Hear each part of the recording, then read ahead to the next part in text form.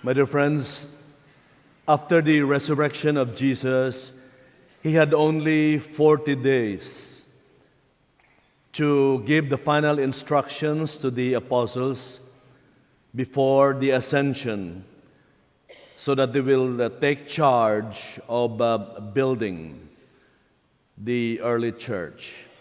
And so he never wasted time. Right after the resurrection, he started appearing to them. This is the third time that he appeared, now by the lake. And this narrative gives us some concrete pointers on what the apostles should do to succeed in their mission. Now, these people were formed by Jesus for 3 years. They lived with him. And the formation and the training was very intensive. Jesus wanted to be sure that these people were properly instructed and properly formed, because one day he has to go, and because that is the characteristic of a good leader. You know, you give people a compelling vision. You give them a goal. It's like a coach. You know, you compose the team, and then you give the players instructions. During the game, the coach goes away. The players are the one who will implement in the court the instructions. So the characteristic of a good leader is give people a compelling vision and get out of the way so they could do their work. That's what Jesus will do. 40 days only. Final instruction. So, there are two things that are important for the apostles to succeed. You know, remember in the time of the arrest, when the soldiers were approaching, you know, the passion narrative, the soldiers were led by Judas, approaching to arrest Jesus. And Jesus told the soldiers, "If it is me you are looking for, here I am. You can get me. But let these men go." He told the soldiers, "They are innocent. You can't take me, but let these men go." The soldiers made a mistake. They let the apostles go. Deep in Jesus' heart, when the apostles went, he will succeed, because these people will continue his work. They were properly formed. Jesus knew his mission will succeed. They will be the one to do the work. And that's what will be happening in the coming days. So, two important things that the apostles should do. First, take orders from Jesus. It will not be their own. It will not be their own design. They have to take orders. Everything they should do will be from the Master. That is the narrative about the fish. You know, they were fishing all night. They caught nothing because they were relying on their own. You know, they were fishing all night. And it was already early. The sun was already there. And Jesus, do you have anything? They said, "No, Lord, nothing." Because they were relying on their own. So Jesus gave the instruction, cast the net on the right side. Follow the instruction. Cast the net on the starboard side. It was only 100 yards from the shore, and they get a lot of fish that the boat almost sank. The way to succeed in ministry take orders from Jesus. It's the Lord that will determine the success of our work. Always listen to the instructions of Jesus, not your own agenda, but from the Lord. That's the number one requirement to succeed as apostles. Second, the love for Jesus. Love for Jesus. And we will see this in St. Peter, the model of the apostles. That is the meaning of the three questions of Jesus. People are wondering, why did Jesus ask Peter 3 times? Actually, there is a fourth, and you will discover it at the end of the homily. So stand and wait for the fourth.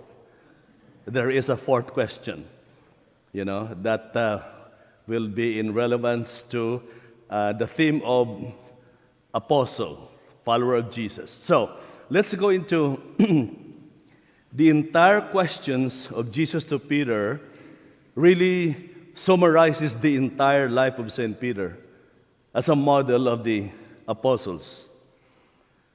The first question was, Simon, son of John, do you love me more than this? What I'm trying to say here is that absolute love for Jesus, the most important thing for them to succeed. The first question referred to the person of Peter, his person, the natural Peter. His personality. St. Peter, in psychology, he is classified as a choleric personality. A choleric personality is, he acts before he thinks. He acts before he thinks. He acts first, then say sorry later on. That's a choleric. His reactions are so spontaneous. Remember when Jesus mentioned about his passion, and then St. Peter said, Lord, you cannot die. That should not happen to you. And Jesus said, get out of me, get away from me, Satan. Jesus called him Satan because of what he said. His reactions, are instantaneous, very natural, but very strong personality. He also denied Jesus 3 times. He denied Jesus 3 times. And of course, there's another meaning to that. That evening of the arrest, it is important that the apostles will live, because if they will be killed with Jesus, that's the end of it. So in a way, you cannot be too harsh on St. Peter for denying Jesus, because at the end, Jesus looked at him and said, because he wept for denying Jesus, and then Jesus said, that's okay, because you will live. If you'll be arrested with me, and if you say that you are with me, you'll be killed tonight. And so, but these are circumstances in the personality of St. Peter. There's even a joke that said, when we were in the seminary, that if St. Peter will now apply for priesthood, he will not pass. Because of his person. They give you psychological testing, and that kind of personality is questionable because of his reactions and his character. But that's about him. On the other hand, he also has very many wonderful, positive characteristics. He is capable of leadership. He was operating a small fishing company, the Zebedee Fishing Corporation, and with workers, which means he can handle business. He can handle transactions and operate a viable business. He has qualities of leadership that Jesus saw, and Jesus developed this. So this is the person of Peter. All of this will be offered to Jesus. All of this will be for the love of Jesus.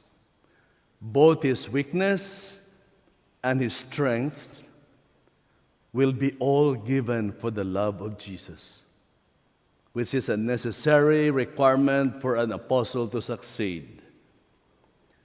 Second question, Simon, son of John, do you love me?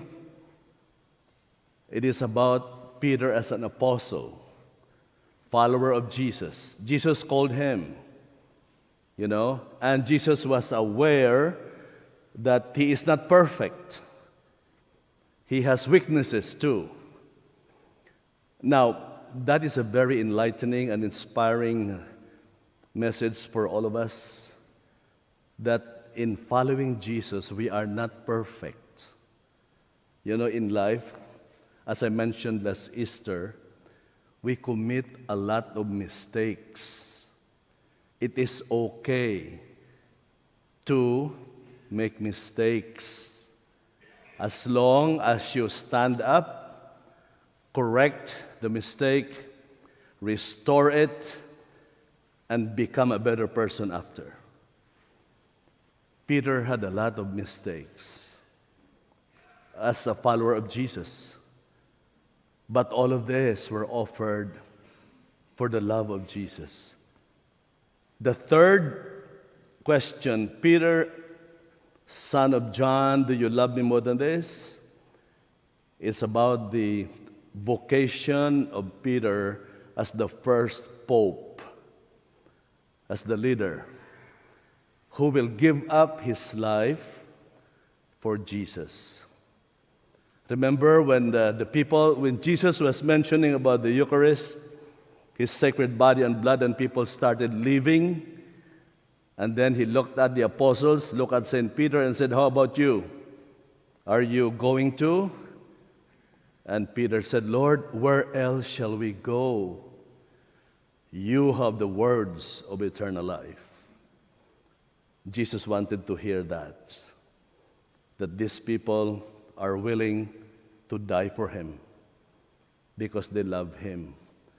This is the secret of the success of the apostles. This is the key to our following of Jesus, that we love Jesus and follow his orders. Now I mentioned about the fourth, and it is not addressed to Peter. It is addressed to us to establish relevance and connection of this question of Jesus. The question goes like this: parishioners of St. Vincent de Paul, do you love me more than this? And then we say, yes, Lord. And then Jesus will say, build the parish center and expand the church. We will listen